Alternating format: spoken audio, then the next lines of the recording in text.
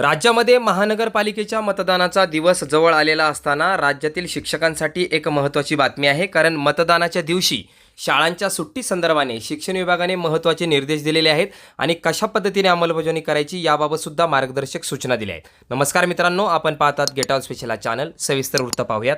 महानगरपालिका निवडणूक 2026च्या अनुषंगाने दिनांक 15 जानेवारी 2026 रोजी सार्वजनिक सुट्टी जाहीर करण्याबाबत नाशिक जिल्हा परिषद नाशिक सामान्य प्रशासन विभाग यांचं परिपत्रक दिनांक 12 जानेवारी 2026. राज्यातील 29 महानगरपालिका निवडणूक 2026 ही दिनांक 15 जानेवारी 2026 रोजी घेण्यात येणार आहेत. संदर्भीय अधिसूचनेनुसार गुरुवार दिनांक 15 जानेवारी 2026 रोजी संबंधित महानगरपालिका निवडणूक क्षेत्रामध्ये सार्वजनिक सुट्टी जाहीर करण्यात आली आहे. यास्तव जिल्हा परिषद नाशिक, पंचायत समिती नाशिक व पंचायत समिती मालेगाव येथे मुख्यालयी कार्यरत असलेल्या सर्व अधिकारी कर्मचाऱ्यांना सदर सार्वजनिक सुट्टी या परिपत्रकान्वये लागू करण्यात येत आहे. तसेच नाशिक व मालेगाव निवडणूक क्षेत्रातील मतदार असलेल्या परंतु अन्य पंचायत समिती कार्यालयाच्या अधिपत्याखाली कार्यरत असलेल्या जिल्हा परिषदेच्या सर्व अधिकारी कर्मचारी यांना दिनांक 15 जानेवारी 2026 रोजीची सार्वजनिक सुट्टी या परिपत्रकाद्वारे लागू करण्यात येत आहे.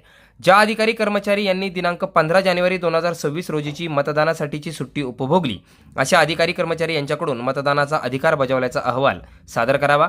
सदर परिपत्रक सर्व अधिकारी कर्मचारी यांच्या निदर्शनास आणून द्यावे आणि सदर परिपत्रकांची अंमलबजावणी तात्काळ करण्यात यावी, असं ओमकार पवार भाप्रसे, मुख्य कार्यकारी अधिकारी जिल्हा परिषद नाशिक यांच्या सहीने सदरचं पत्र काढण्यात आलेलं आहे. म्हणजेच ज्यांचं मतदान आहे अशा सर्व कर्मचाऱ्यांना 15 जानेवारी 2026 रोजी महानगरपालिका निवडणुकीनिमित्त सार्वजनिक सुट्टी मिळणार आहे. अशा संदर्भाने सदरच्या सूचना देण्यात आलेल्या आहेत.